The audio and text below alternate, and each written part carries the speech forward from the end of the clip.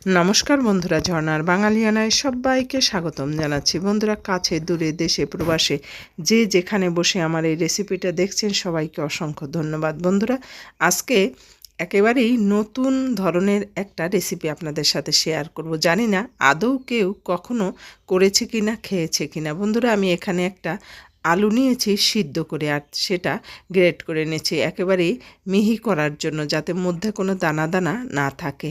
আর এভাবেই নিতে হবে।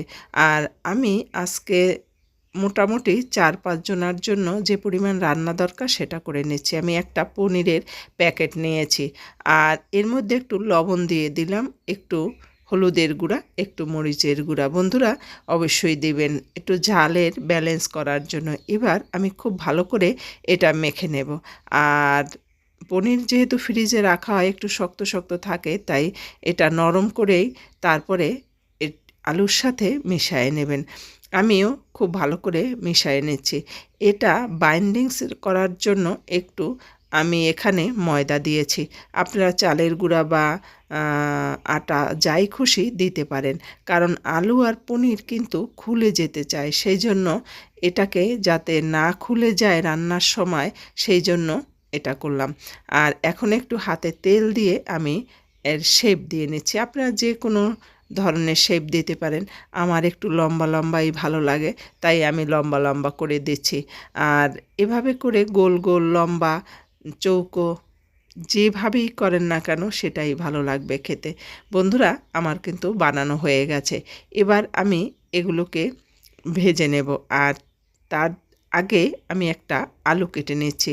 আমি এই পনিরের মধ্যে একটু আলু দেব, তাই একটা আলুই নিয়েছি, আর একটু লম্বা লম্বা করেই কেটে দিচ্ছি, কারণ আমি পনিরটাকেও তৈরি করেছি লম্বা লম্বা, আর আলুগুলোও লম্বা লম্বা। বন্ধুরা, এবার এটাকে ধুয়ে পরিষ্কার করে নেব। আমি চুলার কাছে চলে আসলাম, একটা ফ্রাই প্যান বসিয়ে দিলাম, আর তার মধ্যে আমি দিয়ে দেব সরিষার তেল। এবার তেল কিন্তু গরম হয়ে গেছে বন্ধুরা। এবার আমি বানানো পনিরগুলোকে ভেজে নেব। আর বেশিক্ষণ ভাজার দরকার নেই, মিডিয়াম আঁচে এই 2 মিনিট ভেজে নিলেই এটা হয়ে যাবে। বেশি ভাজতে গেলে কিন্তু এগুলো খুলে যাবে, তাই একটু অল্প অল্প অল্প অল্প করে দাগ লাগায় তুলে নিলেই হবে বন্ধুরা। কারণ এটা রান্নার সময় যেহেতু আমি এর মধ্যে ময়দা দিয়েছি, আর সেই জন্য এটা রান্নার সময় শক্ত হয়ে যাবে। আর এভাবে একটু উল্টে উল্টে একটু দ্রুতই এটা ভেজে নিতে হবে বন্ধুরা। তবে পনির কিন্তু হাই হিটে রান্না করলে বা ভাজা দিলে পুড়ে যায়, সেই জন্য একটু মিডিয়াম হিটে উল্টে উল্টে ভেজে নেবেন বন্ধুরা। দেখেন আমার এগুলো ভাজা হয়ে গেছে, আমি তুলে নিচ্ছি। আর আপনাদের বলি, আপনারা যদি যারা পনির খেতে পছন্দ করেন, নিরামিষ খাবার খান, তাদের বলবে একদিন হলেও এভাবে রান্না করে খেয়ে দেখবেন বন্ধুরা, দারুণ হয় স্বাদ, দারুণ। পনির খাওয়া এমনিতেই শরীরের জন্য খুব ভালো। আর যদি এভাবে রান্না করেন রোজ রোজ প্রতিদিন পনির খেতে কিন্তু অবশ্য ভালোও লাগে না। সেই জন্য এভাবে একটু আলাদা করে খেলে কিন্তু খারাপ হয় না। আমি সেই আলুটাকে দিয়ে দিলাম, আর এর মধ্যে সামান্য একটু লবণ দিয়ে দিলাম। লবণ দিয়ে এটাকে মোটামুটি ভেজে নিলাম। হলুদ দেওয়ার প্রয়োজন নেই আলু ভাজায়, আসলে রান্নার সময় হলুদ দেওয়া হয়, তাতেই হয়ে যায়। এবার যে তেলটুকু আছে এর মধ্যে আরও একটু তেল দিয়ে দিলাম আমি রান্নার জন্য। দিয়ে দিলাম জিরা ফোড়ন।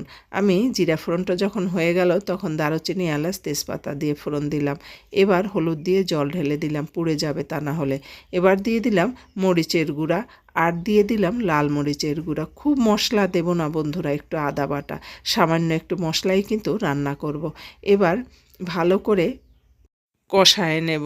আর কষানো হয়ে গেলে কিন্তু এমনিতেই তেল উপরে চলে আসবে, এমনিতেই বোঝা যাবে বন্ধুরা। নাকের কাছে একটু গন্ধ নেবেন, ভাজা ভাজা গন্ধ আসে, তাহলেই কিন্তু হয়ে যাবে ভাজা।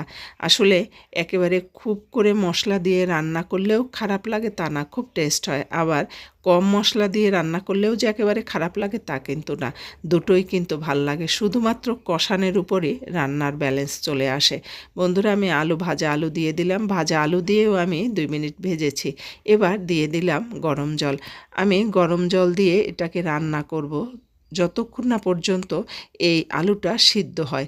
আলুটা সিদ্ধ হয়ে মোটামুটি সিদ্ধ হওয়ার পরে কিন্তু আমি এই পনিরটা দেব। লবণ দিয়ে দিলাম, আমি কিন্তু আগে লবণ দেইনি বন্ধুরা, এবার দিয়ে দিলাম। এবার ভালো করে আস্তে আস্তে মিডিয়াম আঁচে আমি রান্না করব। যখন আমার আলুটা মোটামুটি সিদ্ধ হয়ে আসবে তখন আমি পনির দিয়ে দেব।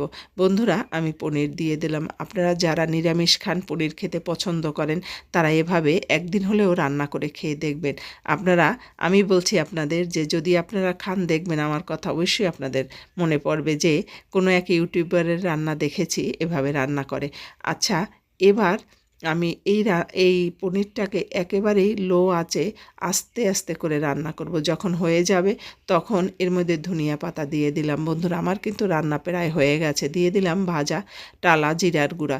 বন্ধুরা যে যেখানে বসে আমার এই রেসিপিটা দেখলেন, ভালো লাগলে লাইক শেয়ার সাবস্ক্রাইব করতে ভুলবেন না। আর অবশ্যই বলবো এটাকে কিন্তু বেশি ঝোল বানাবেন না, একেবারে কম ঝোল রান্না করবেন, অল্প অল্প তেল বেরিয়ে যাবে, তখন কিন্তু তুলে খাবেন। বন্ধুরা ভালো থাকবেন, সুস্থ থাকবেন, আবার নতুন একটা রেসিপি নিয়ে চলে আসবো। বন্ধুরা আমার রান্না হয়ে গেছে, এবার ঢেলে পরিবেশন করে নেব। ধন্যবাদ।